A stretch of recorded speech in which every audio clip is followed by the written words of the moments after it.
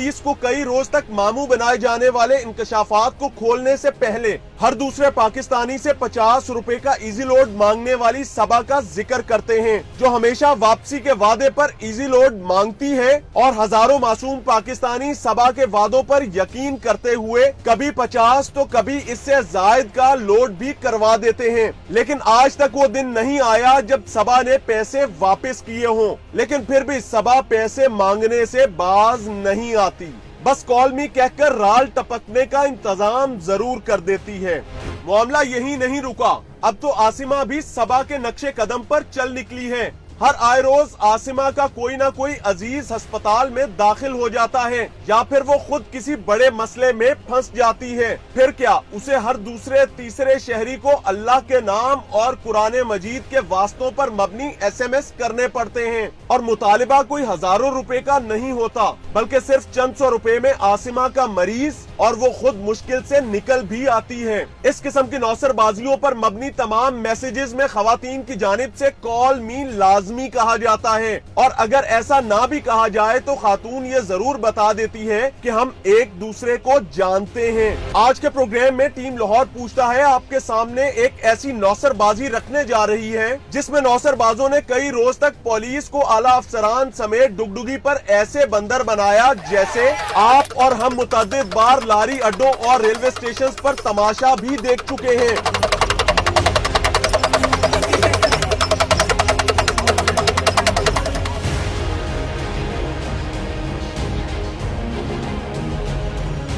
नौसरबाज मदारी की तरह डुगडुगी बजाते रहे और पुलिस बंदर बनकर कई रोज तक नाचती भी रही। मामला यही नहीं रुका, बल्कि इसी बंदर तमाशे का अहम तरीन किरदार अवाम को बंदर का नाच दिखाकर लूटता भी रहा और हमारी पुलिस, आला अफसरान समेत अकल उधार पर दिए पहले तो कई रोज तक मामले को भांपने से ही कासिर रही, जबकि मामला सामने आने पर पर्दा पोशी की जहद में मसरूफ हो गई। नौसरबाजों के इन ग्रोहों के खिलाफ मैं अपनी सर्विस के जो वो अपना करियर है इसमें पहले भी इनके खिलाफ कार्रवाई करके इनको अरेस्ट कर चुका हूँ। सेम काइंड ऑफ सेम जो नेचर है इस तरह का नौसरबाजी का नहीं, लेकिन इसी से मिलता जुलता।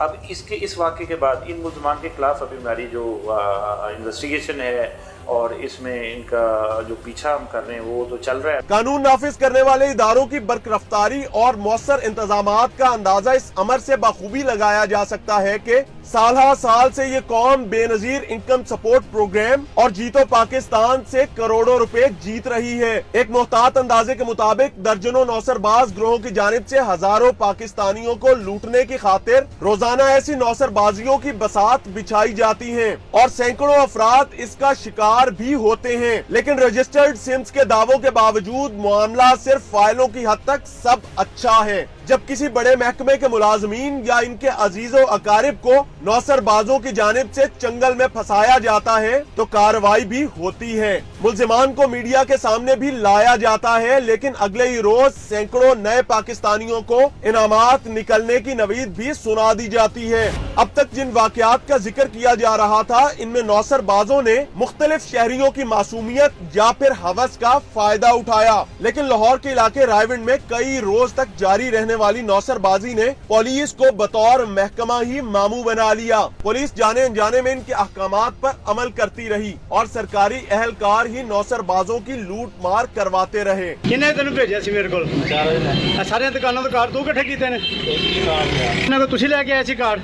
जी साहब। की करने सी कार्ड तुसी? अफसरों ने पूछो। हुआ कुछ यूं के पुलिस की सरकारी वैन नंबर LEG 693 मुतअद्दिद बावर्दी एहलकारों के हमरा थाना रायविंड सिटी के दर्जनों इजी पैसा और मोबाइल शॉप्स पर पहुंची। एहलकारों की जानिब से तमाम ताजिरों को हुक्म हुआ कि SHO मियां अमीन का हुक्म है कि फौरी तौर पर अपने वो नंबर्स फराहम किए जाएं जिन पर आप इजी पैसा और मोबाइल अकाउंट्स रखते हैं, और कहानी ये सुनाई गई कि आपकी सिक्योरिटी को खतरात लाहक हैं। ताजिर बरादरी के लिए यही एतमाद के लिए काफी था कि पुलिस मोबाइल पर एहलकार आए हैं और बात भी हमारी सिक्योरिटी की है, लिहाजा फौरी तौर पर बगैर कुछ सोचे नंबर्स फराहम कर दिए गए। सर मेरे पास हमारे पास जो है ना वो हमारे रायविंड की पुलिस जो है ना मुतलका वो गाड़ी आई है। उन्होंने कहा कि SHO आपका डाटा मांग रहे हैं, आपको अपना नंबर और अपना विजिटिंग कार्ड और अपना नाम दें। हमने दे दिया। हमने कहा SHO साहब को नए आए हैं, उन्होंने मंगवाया होगा, हमने दे दिया। मोबाइल नंबर जाने की देर थी कि थाने से फोन आने लगे। बताया गया कि फोन करने वाला शख्स SHO थाना रायविंड सिटी मियां अमीन है और मुतालिबा आप खुद ही सुन लीजिए। अच्छा मतलूब साहब, मामला क्या हुआ था, पूरी तफसील से जरा बताइए। सर मेरे पास हमारे पास जो है ना वो हमारे रायविंड की पुलिस जो है ना मुतलका वो गाड़ी आई है। उन्होंने कहा जी SHO आपका डाटा मांग रहे हैं, आपको अपने नंबर और अपना विजिटिंग कार्ड और अपना नाम दें। हमने दे दिया। हमने कहा SHO साहब को नए आए हैं, उन्होंने मंगवाया होगा, हमने दे दिया। 1 घंटे के बाद उसी नंबर से फिर हमें कॉल आई है दोबारा कि जी आपको जो नंबर लेके गए हैं हमारे बंदे, वो हमने मंगवाया था, मैंने मंगवाया था, मैं SHO सिटी थाना रायविंड बोल रहा हूँ और वो आपका नाम रेहान है। मैंने कहा जी ये हमारा मुलाजम है, इसने नंबर दिया। तो उन्होंने कहा जी मेरा बेटा जो है ना वो यूनिवर्सिटी में पढ़ता है, उसको पैसों की ज़रूरत है, आप 25,000 रुपये का प्लीज़ अभी सेंड कर दें। वही मुलाजम आपको अपना पैसे भी दे जाता वापस। लड़के ने कर दिए, ये इसने हमें भी नहीं बताया। 15 मिनट के बाद फिर दोबारा कॉल आई है कि जी 25,000 रुपये और करें। 25,000 रुपये नंबर से कॉल आई है? उसी नंबर से कॉल आई है। 15,000 रुपये और करें। 15,000 रुपये का लड़के ने कहा जी पहले पैसे तो भेजें। उन्होंने कहा जी पैसे भेजने हैं, वो देखिए आपके सामने पुलिस वैन खड़ी हुई है। फिर उन्होंने खड़ी हुई थी और उन्होंने कॉन्फ्रेंस कॉल ली है। कॉन्फ्रेंस कॉल लेके फिर उन्होंने मुहर्रर को कहा कि मुहर्रर साहब आप अभी वहाँ पे पहुँचे नहीं पैसे लेके? उसने कहा जी नहीं मैं नहीं पहुँचा। उसने कहा जल्दी पहुँचे, वो आपका वेट कर रहे हैं। फिर कॉल बंद कर दिया। लड़के ने कहा भाई पुलिस वैन तो सामने है, ये बिल्कुल ठीक होगा मामला। लड़के ने 25,000 रुपये और कर दिया। 15 मिनट के बाद वो सारा उनका रफू चक्कर जो वो चला रहे थे ना, वो पता चला कि ये नौसरबाजी हो रही है और तमाम शॉपों पे जितने भी नंबर लेके गए ना वो पुलिस लेके गई है। पुलिस ने खुद नंबर उनको सेंड किए, पुलिस ने ये सारा वाक़या करवाया और हम फिर रात को जो है ना वो उन्हीं मुलाजमीन के ख़िलाफ़ दरख्वास्त लेके गए हैं। SHO साहब और अपना DSP साहब, उन्होंने दोनों ने हमें ये ज़मानत दिया कि हमारी गारंटी है, हम आपके पैसों के ज़िम्मेदार हैं, हम आपको पैसे देंगे, हमें 8 दिन का टाइम दिया जाए। और हमने उनके कहने पर पुलिस मुलाजमीन के नाम दरख्वास्त से निकलवा के 9 सरबाजों के खिलाफ FIR कटवाई। उन पुलिस ने अपने मुलाजमीन जो कि पैसे के लेन देन में खुद मुलव्विस थे उनके नाम क्यों निकलवाए? वो उन्होंने कहा जी हम ग्रंटेड है, हम आपके पैसे वापस देंगे।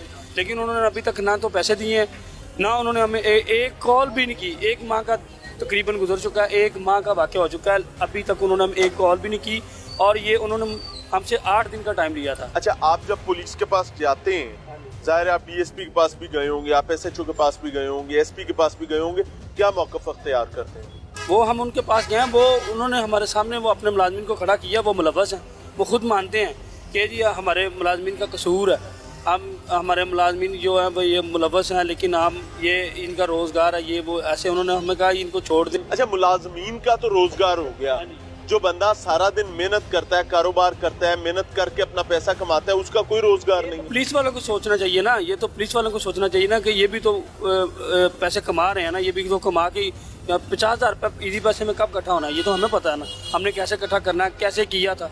अभी तक उन्होंने हमें एक कॉल भी नहीं। मैं फिर उसके बाद पुलिस स्टेशन भी गया हूँ SP साहब के पास, वो दोबारा मिले नहीं, DSP साहब मिले ही नहीं। क्या कहते हैं? वो मिले ही नहीं, ऑफिस में नहीं थे। उन्होंने कहा जी आज वो मीटिंग में। फिर दोबारा मैं इन्वेस्टिगेशन पुलिस के पास गया हूँ जी हमारा केस। उन्होंने कहा जी वो अभी CDR के लिए भेजा हुआ नंबर, वो सारे नंबर, वो जिन नंबरों पर हमने ईदी पैसा किया है, जिस नंबर से कॉल आई है, जो मुलाजमीन थे हमारे पास सब कुछ उसका डाटा, हमने दरख्वास्त में उन सब का नंबर भी दिए हैं, नाम भी दिए हैं, लेकिन पुलिस ने अभी तक कोई कार्रवाई नहीं की।